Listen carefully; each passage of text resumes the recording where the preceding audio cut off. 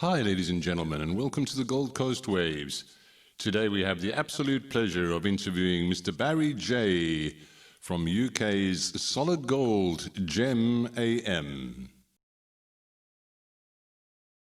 Solid Gold GEM.AM, the 1960s cafe. How are you, Barry? Yeah, I'm fine, thank you. It's lovely to be here. It's nice to talk to you, Tim. And Yes, absolutely. You run a tremendously popular show specializing in oldies from the 50s and the 60s. yeah, definitely. Yeah, we love the 60s, we love the 50s, and yeah, it started a long time ago for me. I was very young. My father had he got himself a job in Carnaby Street in London. Yes. I used to go down there and help him during the 60s, and all of the boutiques down there were blasting out pop music. And of course, plus in those days, all the stars went down there to buy their clothes and everything. And so I saw many stars like the Small Faces and the Day Clark Five. Oh, my goodness. Because I think it was a Friday, I can't remember the day now, but they used to have a big TV show called Ready, Steady, Go in this country. I remember that one. Yeah, and the studio was just around the corner. We're not far away from Carnaby Street. So all the big pop stars wanted to wear all the latest gear to be on the show that night. So they'd all come down to Carnaby Street and I used to see them. Plus I used to disappear from school now and again and go down there because I got hooked. So I had to go down. And that's how I got hooked in sort of 60s music. Couldn't, once you love that sort of stuff, you just can't go back. You just can't listen to anything else. But no, it's true. Yeah. It's true. Yeah, but the radio business, I've always been madly in love with radio ever since a small child. And my mother managed, well, I think she must have known someone at the BBC during the 60s. Okay. She managed to get some totickets for a free show, a big recording studio at the BBC, and took me as a child. I think it was maybe about 8, 12 years old. I walked into that studio and that was it. I was just absorbed by all the equipment and everything, and we see some amazing presenters. And in those days, they all come out in suits, collar and ties, nice white shirts and ties and things. And I saw there was I don't know how many presenters and DJs you know about in this country, but there was David Jacobs, there was Dave Cash from the Pirate Ships, because the pirate ships had just started in those days as well. That's right. I remember those times. Yeah. Yeah. So that was it, and basically that's where I started from. just got hooked into the business. May I ask you just personally, who your favourite artist or group from that particular time is? Well, I love all the early sort of Merseybeat groups. Basically. Oh yeah. I mean, I love a load of the American sort of Chuck Berry and Little Richard are my favourites really as well. But in this country, it all kicked off in Liverpool, as you know, and I found those groups so fascinating because they didn't have a lot. They didn't have a lot to use. All there was a set of drums, a bass guitar, and a lead guitar, and they went into those recording studios and they cut some really clever songs, really good songs in those days. And I think those early raw beat group sound were just brilliant. I just love them, especially those. I mean, everybody loves the Beatles, but those early ones from the Beatles, I think, were better than the later ones, to be honest. Oh, absolutely. It's just basically raw talent in those days, wasn't it? It was just raw talent. It was down there at the Cavern Club, basically skiffle bands back in the day. Yeah. Lonnie Donegan, remember him? I do. Yes, I do. And Herman's Hermits, of course, from that time as well. Yeah, that's right. Yeah, Billy J. Kramer. Jerry Marsden, Jerry and the Pacemakers. Remember those guys? That's correct. Yeah, Ferries Across the Mersey. Yeah. Well, we play that sort of music all day long. It's a lovely little show. It's only an hour long, but it's just long enough. Some people want to extend it, but I feel an hour is long enough because when we go off air, people want more. It sort of leaves them wanting more. But yeah, no, it's a lovely show.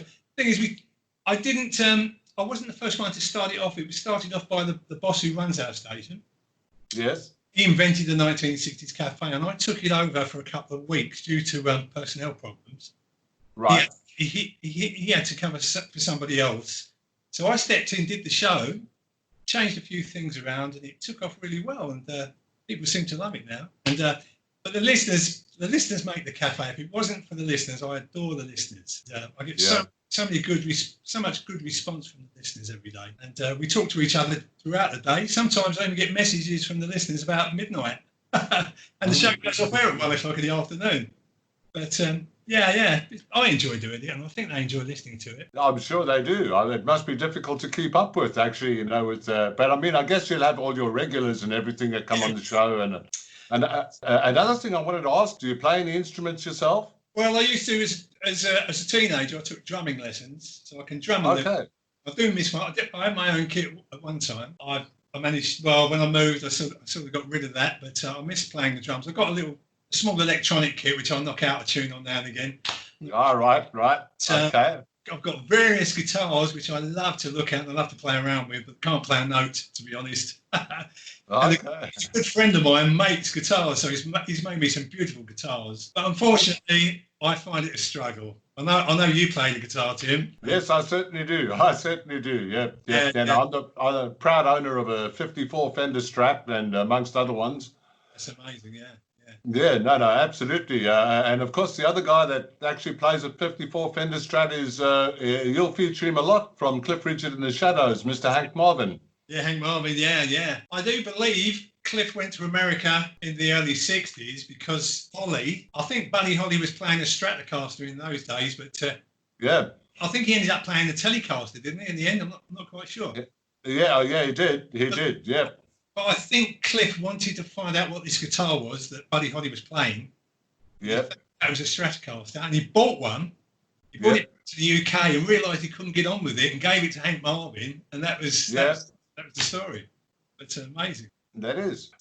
Now, I wished I'd have persisted and sort of learned to play the guitar properly, but unfortunately, I just can't pick it up. I bought the Burt Whedon book years ago, playing a day. Remember that thing? And, I do. That 2 weeks, I still couldn't play. My goodness. Well, absolutely. Well, Hank lives right here in Perth. I sometimes run into him from time to time. Well, I have done over the years. Lovely guy, a really, really lovely chap. He's a lovely man. Yeah. And nowadays in Perth, he's playing gypsy jazz. He's still playing, would you believe? Really? He's very, very good. As you know, he was one of my heroes right from when I was a kid, back in the 60s. So he inspired you, sort of thing, did he? Oh, he did. In actual fact, the very, very first song I ever learned how to play was a song called Walk, Don't Run. Oh, really? Yeah. yeah. Which originally wasn't a Shadows composition, but they covered it, and it was absolutely amazing. I still actually have an original vinyl LP of theirs called The Shadows Rocking Guitars. It's an absolutely amazing. I think it starts off with FBI. I could be wrong on that one. I haven't played the vinyl for a while, but that absolutely inspired me. Is that the one with the guitars on the front? Yes, it is. No, I think it was an American release. Actually, it's got a red cover with a sort of a red border with a white cover. With a picture of the Shadows on it, and it actually featured in the photo Jet Harris and Tony Meehan.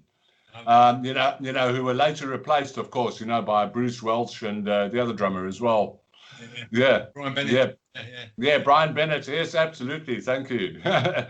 That's wonderful. Can I ask you, what are the most requested songs on your show? Well, it varies, to be honest. They ask for everything. And we don't do a lot of requests, to be honest. Righto. But on a Friday, we do different things on different days. On a Monday, I do a sort of general sort of 60s, 50s show with nothing, just playing music really and chatting away. And we try and cram in as many records as we can during that hour. Tuesday, we do. We go back and take a look at one of the charts from a particular year. I just choose one at random. Yeah. On Wednesdays, we do a little competition thing called Spot the Tune. So I'll do some lyrics and people have to try and guess the tune. Yeah. Thursdays, I do a write-up and do some research on an artist. And we call it a mystery guest thing. So I give clues out during the show. And right. It goes berserk. People text me in from all over the world trying to work out who this mystery guest is. And then on Fridays is a good day because Fridays we sort of go into the weekend with about, I don't play it all the way through the show, but at about 20 to 1, Yeah. I change into rock and roll, and I do sort of 50s rock and roll for that 20 minutes. Chuck Well, there Berry, you go. Richard, Bill Haley and the Comets. Yeah. People love that sort of thing, you know, the early Cliff ones, Oh, because yeah. Cliff was a great rock and roller in the early days. He was just amazing, you know. Oh, yeah. How he didn't take off in America is beyond me, because he was so good. You know, he's just Yeah. in America. It's unbelievable. But Totally agree. I can't believe that either. Yeah. Sir Cliff has performed in Perth, numerous times, over the decades. Yeah. So in general, I always manage to squeeze in 1 or 2 Beatles songs every day, because you have to. If you're playing this, if you're doing the '60s show, you have to Yeah. include Beatles, and they are my favourites, I must admit. I mean, years ago, it was always if you were a Beatles fan, you hated the Rolling Stones, and vice versa. But as I'm older now, I listen to all of their music, and the Stones were just as good as the Beatles, without a doubt. And they're incredible. And I love now. I can look back at those old tunes, those Beatles tunes, as I said to you the other day, and the Rolling Stones, and I can hear all those Chuck Berry guitar riffs and things, and I think, wow, that's where they got it all from. Amazing. That's right. I think people enjoy the '60s Cafe. We do a few things. We have, I call them, for instance, there's no sort of mods and rockers anymore. So what we do, if you come into the cafe and you listen to the cafe, you're a mocker. You're neither a mod or a rocker. You become a cafe mocker, which goes with coffee. And during the middle, we slow it down. We have a couple of slow songs. We call them the smoothies, because normally in a cafe you can buy a smoothie these days. And we have a waitress called Mavis who comes in and says a couple. Oh my goodness. She does the coffees. I have the sound effects for the coffee machine running and everything, and people love it. That's basically it. Basically, That's absolutely awesome. I'd love to hear that you've got a tea lady over there. That's a classic. That's a classic. By the name of Mavis, we call them Mavis. Wonderful. That's absolutely wonderful. Yep. Are you finding that your show has increased popularity because of the COVID thing going on now? People are listening to radio more, and definitely.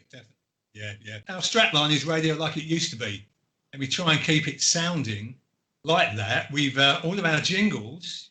When you hear the jingles, you'll know they came from America. The only people that can really make good jingles is from America. So we have hundreds to choose from.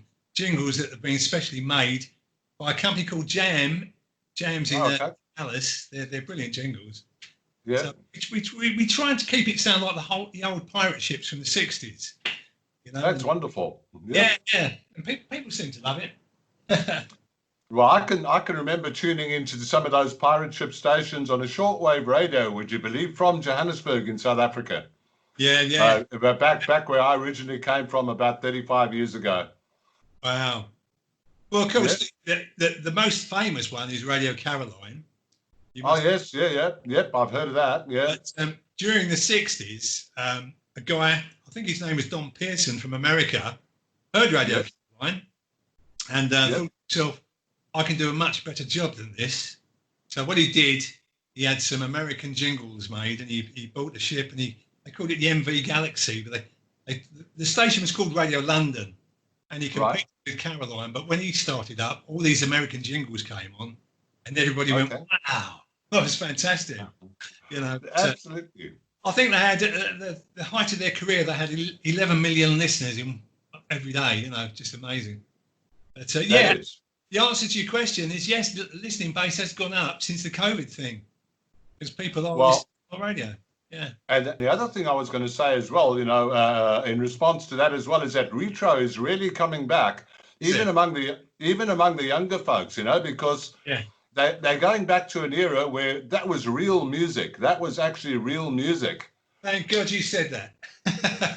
Absolutely. I mean, the melodies were there. It was well constructed. It wasn't noisy. Folks could actually, the artists actually had talent. They could sing properly as well. That's right. And those days. And the stuff was original. And I think, part of the from my analysis, and my knowledge of that, from what I can remember at that particular time, is that they were singing about everyday things that the average person in the street could actually associate with. That's right. That's right. Dead right. Yeah. And that's why they were so popular, and they went so big, in such a short period of time, with all of those things in conjunction. It was like a cumulative thing. Yeah. It's fantastic, really. And I think music these days has lost its way. I don't know about you. I don't know how you feel about things, but I feel it's lost its way. Yeah, I totally agree. I'm not into rapping music anymore. I in the early days, I could stand it, but now I can't tolerate it at all, because I feel that these rap artists have, they come out on stage scruffy. Yep. They chant foul language, which is, who wants to hear that? Exactly. No, exactly. I don't know. So, I've always been in love with the 60s music, and there's nothing quite like it as far as I'm concerned. Well, I'll tell you what, there's a myriad of fans out there that feel exactly the same way as you do, Barry. I'll tell you. Yeah, it's good. Myself included. You just keep on doing the great job that you're doing, and I'll tell you what, you're doing a great job. Thanks, Tim. Yeah. The other thing we like to do during the cafe, we like it to be a fun sort of place. Yes. I've heard certain presenters on the radio. I'm not knocking other presenters, because everyone's good at what they do. But rather than just make it a sort of boring sort of intro that this was, that was, or we like to try and have a laugh, make it happy, make it upbeat, especially in these times with what's going on. We like to lift people's spirits for that hour, just lift their spirits, and the music does the job mainly, but we like to have a laugh, and that's what it's all about, I feel. Yeah. Absolutely. That's a great job. There's a lot of interaction going on there. Well, I enjoy doing it, and to be honest with you, at the weekends when I'm not on air, I miss not being in the cafe. That's great. You couldn't ask for more than that. Having a job that you actually enjoy. Well, that's it. I've had many jobs like you, I suppose, over the years, which you've had to do, because to earn a living, and it's not often you find a job that you enjoy.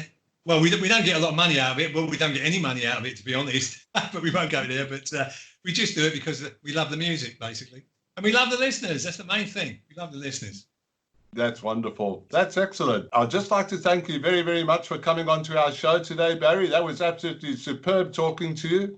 Thanks, Jim. And I'll tell you what, I'm going to be tuning into your station. I listened to one of your shows. This is last week, and I absolutely loved it. Is it? Yeah, good. Absolutely, and a lot of other folks, I reckon, after seeing your interview and meeting you in person now, are going to be doing exactly the same thing from all over the world. Oh, good. Thanks, Tim. That's very nice of you. I appreciate this. Send my love to Oya as well. I certainly will. I certainly will. Okay. Yeah. Thanks for the opportunity and doing this for me. I really appreciate it. Wonderful. Thank you, Barry. On behalf of Gold Coast Waves, Oya Wilson, and myself, we'd like to wish Barry and his lovely wife a very, very happy anniversary. Solid Gold GEM.AM, the 1960s Cafe.